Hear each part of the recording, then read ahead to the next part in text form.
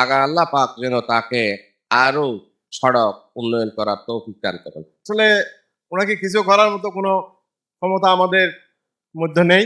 উনি যা করেছে দক্ষিণ আওতানবাসীর জন্য, নোয়াপাড়াবাসীর জন্য, শেখপাড়াবাসীর জন্য অসংখ্য ধন্যবাদ। আর এলাকাবাসী একটা উপহার দিয়ে দেয় ইয়ান আর উপহারের কথা বাসা নাই জিয়ান যার বাসা জিয়ান হল ব্যবহার ইয়ানে ওর ধন্যবাদ জানাই ফলো করতে না চাই। বিগত 30-40 বছর পর্যন্ত অবহেলিত অবস্থায় ছিল, কিন্তু জসিম সাহেব আমাদের দিকে একটু নজর দিয়েছেন। ওই কারণে আমরা যতটুকুর যোগ্য না তার চেয়ে বেশি আমাদেরকে করে দিয়েছেন উনি। তো আলহামদুলিল্লাহ ওনার কৃতজ্ঞতা প্রকাশ করছি। মানুষের তো টিয়া তাইলে নইব, টিয়ার পাশাপাশি মন মানসিকতা সুন্দর করিবে।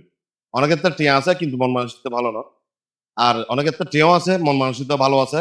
সমাজ এবং এলাকার উন্নয়নে যথেষ্ট পরিমাণ সাহায্য সহযোগিতা করি। দক্ষিণ রাউজানের নোয়াপাড়া ইউনিয়নের একজন সুপরিচিত ব্যক্তি জনাব আলহাজ মোহাম্মদ জসিমউদ্দিন সাহেব, এই জসিমউদ্দিন ফাউন্ডেশন উত্তন আজিয়ে নোয়াপাড়া শেখপাড়া হইতে নিয়াজমিনপাড়া ফুল পর্যন্ত প্রায় 1200 মিটার রাস্তা উনি কাশি ডালা করিয়ার সুন্দর করিয়ার এলাকাবাসীর উপহার দিয়ে তারা এই এলাকাবাসীর দীর্ঘদিনের দুর্দশার অবসান ঘটছে। তো পাশাপাশি তারা এটা এই সোলার লাইট দিয়ে এবং বিকেল বেলা যাতে মানুষ বইয়ের সুন্দর করে গল্প গুজব বই পারে বয়স্ক করে এটা লাগবে তারা সিটের ব্যবস্থা করে দিবে।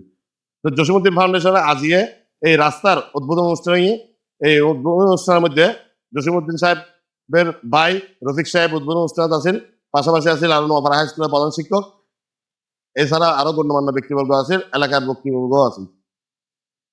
ধন্যবাদ। শহীদ 71 নিউজ, চট্টগ্রাম।